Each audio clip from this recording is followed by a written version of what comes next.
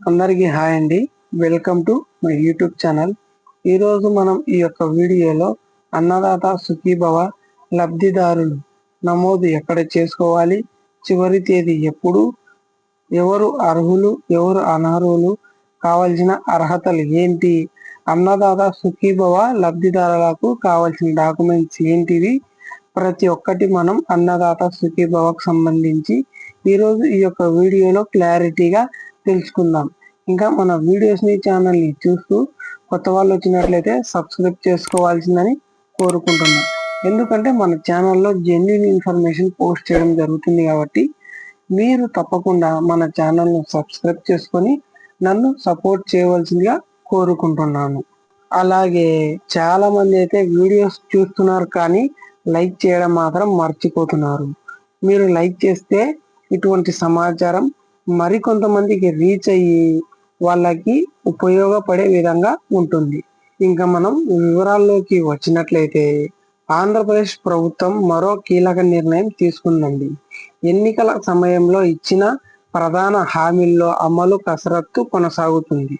రైతులకు ప్రతి ఏటా 20,000 ఆర్థిక సాయంను అందిస్తామని ఈ కూటమి ప్రభుత్వం హామీ ఇచ్చింది. ఇప్పుడు ఈ పథకం అమలుపై మార్గదర్శకాలు సిద్ధం అవుతున్నాయన్నమాట. ఇక్కడ మనం తెలుసుకోవాల్సింది ఏంటంటే ఈ నెలలోనే తొలి విడత నిధులు విడుదలకు నిర్ణయించారన్నమాట. ఇందులో కోసం లబ్ధిదారులు తమ వివరాల నమోదుతో పాటు చివరి తేదీ అదే సమయంలో అర్హతలను ఖరారు చేస్తారన్నమాట. ఇక్కడ మరొక విషయం తెలుసుకోవాల్సింది ఏంటంటే అన్నదాత సుఖీభవ ఎక్కడ నమోదు చేసుకోవాలి అంటే అన్నదాత సుఖీభవ పథకానికి అర్హత ఉన్న రైతులు రైతుల సేవా కేంద్రాల్లో ఈ నెల 20వ తేదీలోగా వివరాలు నమోదు చేసుకోవాలని అధికారులు తెలిపారన్నమాట. అలాగే కేంద్రం అమలు చేస్తున్న పిఎం కిసాన్ పథకంతో పాటు రైతులకు 3 విడతలతో ఈ పథకం అమలు చేయాలని డిసైడ్ అయ్యారన్నమాట. కేంద్ర ప్రభుత్వం ఇచ్చే 6,000 రూపాయలు మినహాయించి మిగిలిన 14,000 3 విడతల్లో రైతులకు ఆంధ్రప్రదేశ్ ప్రభుత్వం అయితే వారి యొక్క ఖాతాలలో జమ చేయడం జరుగుతుంది.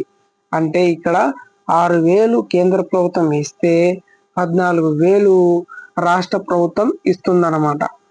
ఈ రాష్ట్ర ప్రభుత్వం 14,000 3 విడతల్లో ఇవ్వడం జరుగుతుంది.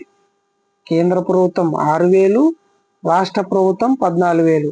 మొత్తం అన్నదాత సుఖీభవకు సంబంధించి మొత్తం 20,000 రూపాయలు ఎవరైతే అన్నదాత సుఖీభవకు సంబంధించి అర్హులైన రైతులు ఉంటారో వారి యొక్క ఖాతాలలో ఈ 20,000 అమౌంట్ను ఈ 20,000 డబ్బును వారి యొక్క ఖాతాలలో జమ చేయడం జరుగుతుంది రాష్ట్ర ప్రభుత్వం అన్నమాట.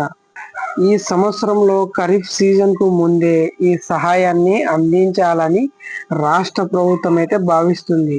ఆ దిశగా చర్యలు మొత్తం కొనసాగించడం జరుగుతుందన్నమాట. అలాగే అన్నదాత సుఖీభవకు సంబంధించి అర్హులు ఎవరంటే అన్నదాత సుఖీభవ పథకానికి ప్రజలు ప్రతినిధులతో పాటు కేంద్ర ప్రభుత్వం రాష్ట్ర ప్రభుత్వం ఉద్యోగులు ఇన్కమ్ ట్యాక్స్ చెల్లించే వారికి ఈ పథకం వర్తించదన్నమాట.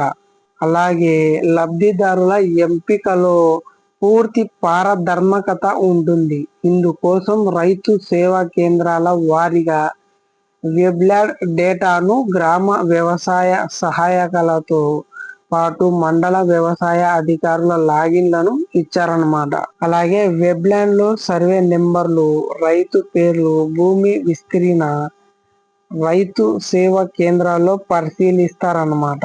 అనంతరం వ్యవసాయ అధికారి లాగిన్ లో ఆ వివరాలు పంపించాల్సి ఉంటుంది.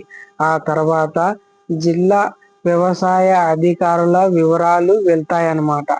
వెబ్లాండ్ లో ఏమైనా తప్పులుంటే వాటిని సరి చేసుకోమని క్షేత్రస్థాయిలో అనర్హులను గుర్తించి లిస్టు నుంచి తొలగించవచ్చు అన్నమాట.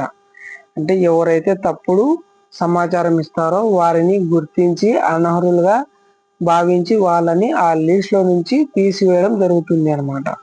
అలాగే అన్నదాత సుఖీభవ పథకం కోసం రైతులు సేవా కేంద్రాల్లో ఈ నెల 20లోగా వివరాలు నమోదు చేసుకోవాల్సి ఉంటుందన్నమాట. జిల్లా స్థాయిలో పరిశీలన పూర్తయిన తర్వాత వెబ్లాన్ వివరాలను రాష్ట్ర ప్రభుత్వానికి పంపిస్తారన్నమాట.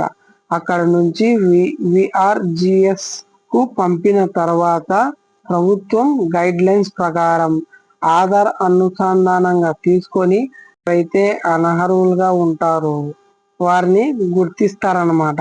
అనంతరం ఫైనల్ జాబితాలను మళ్ళీ రైతుల సేవా కేంద్రాలకు పంపిస్తారన్నమాట.